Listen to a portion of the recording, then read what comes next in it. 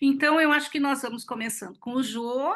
Então, para quem não me conhece, Jussara, Ju Pereira, sou artista visual e fiz para o Jô Oliveira uma exposição virtual com o trabalho dele. O Jô é um artista ilustrador brasileiro com 50 anos de carreira. O Jô está comemorando esse ano 50 anos de carreira, né, Jô?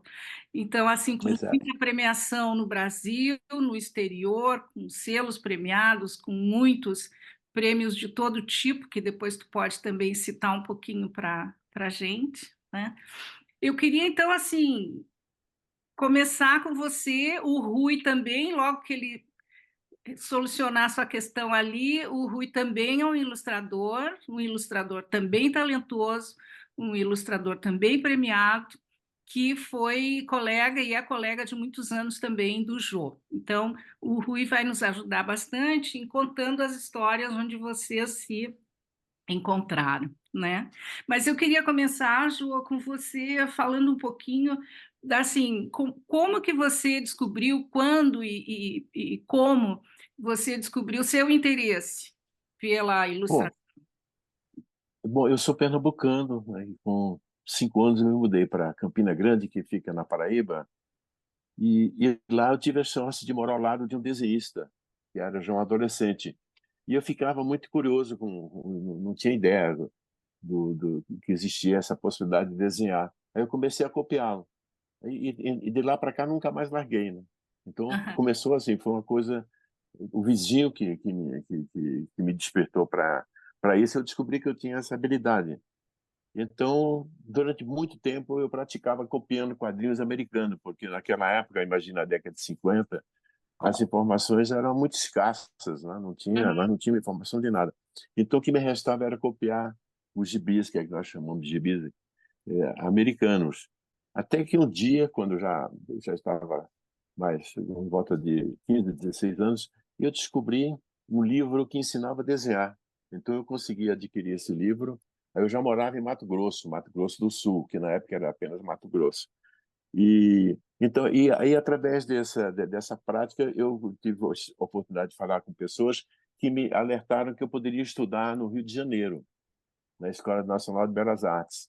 Então quando eu já estava, era adulto, já com 21 anos, eu fui para o Rio de Janeiro para estudar. E foi o que aconteceu. E foi lá que eu conheci o Rui. Né? O Rui entrou na Escola de Belas Artes um ano depois de mim. uhum, Mas de lá para cá eu não larguei mais. E, bom, foi por aí, começou assim, né? Ou seja, praticando uma coisa que eu não conseguia largar, até que tive a oportunidade de descobrir que existia a possibilidade de se desenvolver, de transformar essa habilidade numa profissão. E o que uhum, aconteceu no Rio de Janeiro. Foi uhum. isso, o princípio, né?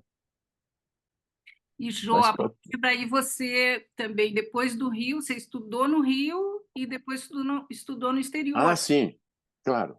Depois eu e o Rui, nós estávamos com a situação lá no Rio de Janeiro, não estava muito boa, porque era em plena ditadura militar e estudantes não era fácil a vida de estudantes. Eu teve a oportunidade que eu não podia nem entrar na minha escola, que a Escola Nacional de Belas Artes ocupava um espaço dentro do Museu Nacional de Belas Artes, que era no centro do Rio de Janeiro, na Cinelândia, ao lado do Municipal e ao lado da Biblioteca Nacional. Então era um lugar assim muito muito visado. E a gente eu comecei conversando com o Rui a nos preocupar com a continuação dos nossos estudos. Foi aí que apareceu a oportunidade, através de um amigo, que, contatando as embaixadas, a gente tinha muita vontade de estudar desenho animado, a nossa intenção era estudar desenho animado. E conseguimos, então, através desse amigo, com a ajuda desse amigo, uma bolsa de estudos para a Hungria. Para mim, eu e o Rui conseguimos isso. Então, Uhum, viajamos para o Rio de Janeiro, do Rio para a Hungria. Bom, foi assim, uma aventura, a gente não tinha a mínima ideia do que seria. E para um país que, inclusive, falava uma língua, a língua húngara não é nada fácil, não, muito complicado. E lá a gente frequentou durante 6 meses o estudo desanimado. Foi muito interessante. Nesse período, nós tínhamos acompanhantes, era um cubano que nos traduzia, né, quando tínhamos que falar com os professores. Não era bem uma escola, era mais uma espécie de um aprendizado, né? Ele nos dava a tarefa, a gente levava para casa essa tarefa com material e fazia em casa e depois ia lá e levava depois, filmava e depois fazia-se os testes para ver o que era que tinha o resultado. E aí a gente começou a ficar preocupado porque a gente ia terminar, não tinha a gente não ia dar continuidade aos nossos estudos que tínhamos começado no Rio de Janeiro. Foi aí que surgiu descobrimos que existia uma grande escola de arte, de artes industriais, que era uma escola onde tinha um curso específico também de artes gráficas, que era justamente que nós estávamos estudando. Porque na Escola de Belas Artes, eu e o Rui estudávamos artes gráficas. A gente não queria ser um pintor, a gente queria realmente Aham. trabalhar com reprodução gráfica, né? Ou seja, fazer trabalho para ser impresso. Uhum. E foi muito bom, porque aí, quando terminou os 6 meses de aprendizado lá no curso, lá, aliás, no estudo desanimado, eles nos aceitaram, mas com uma condição, tínhamos que aprender húngaro. Então, Ah, durante eu um ia ano, dizer como é que vocês fizeram com o idioma. pois é, existia, na época era socialista, era um país socialista, e eles tinham cursos, tinha, bolsas de estudos para estrangeiros do terceiro mundo. Então, existia uma escola específica para estrangeiros. Então, Aham. durante um ano, frequentamos essa escola para aprender húngaro, né, para poder entrar na universidade. Nossa. Foi um negócio muito difícil, que não tinha nem dicionário para português húngaro.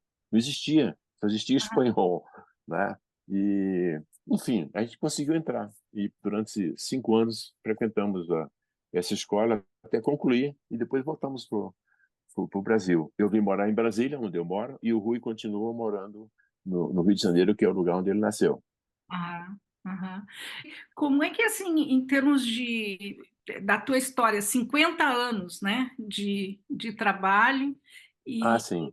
sem contar, imagina, assim, todas a situação lá, do que produziu lá e o que produziu aqui, mas olhando, assim, no conjunto da tua carreira, o que que tu considera, assim, que foram os marcos para ti?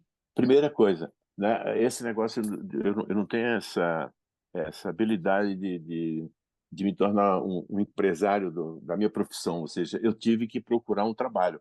Sorte que eu entrei aqui, achei um local para trabalhar, que foi uma companhia do Ministério da Agricultura.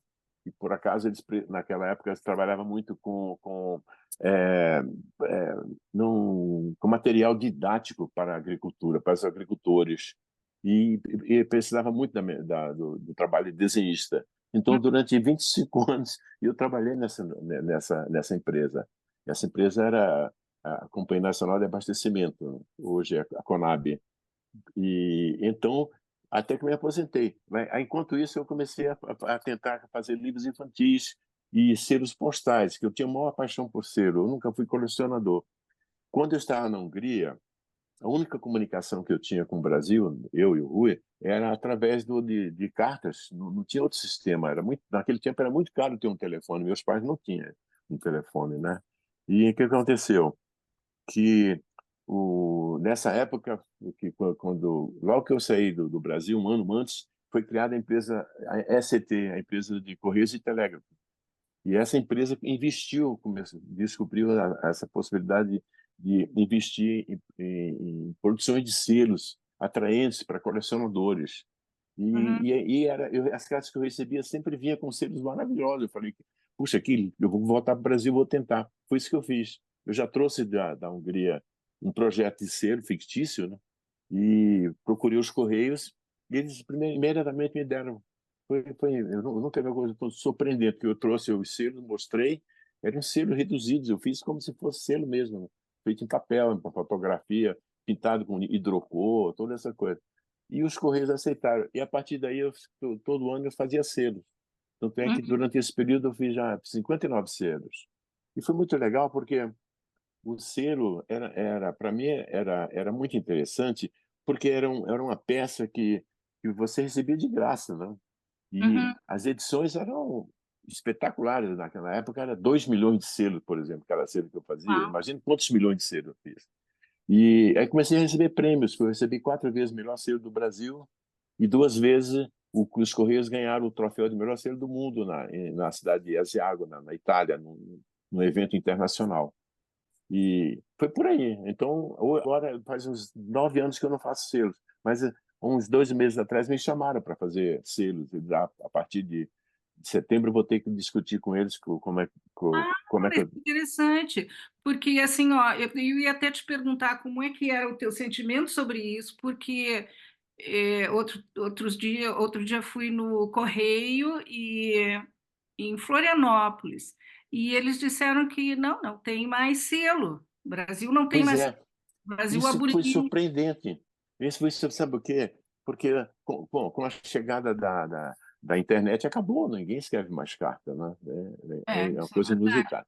Os Correios trabalham mais com pacotes, com entrega de encomendas. Então, E- o que aconteceu foi que, quando me chamaram, eu até fiquei surpreso. Eu falei, puxa, vocês já fazem selo? Sim, fazemos, mas fazemos para colecionadores. As tiragens que eram de 2 milhões passaram a ser 25 mil. Já pensou? 25 mil, Uau, né? perfeito. Passou mais para ele, porque esse negócio do colecionismo é uma coisa muito tradicional. E no Uhum. mundo inteiro eles continuam colecionando selos, né?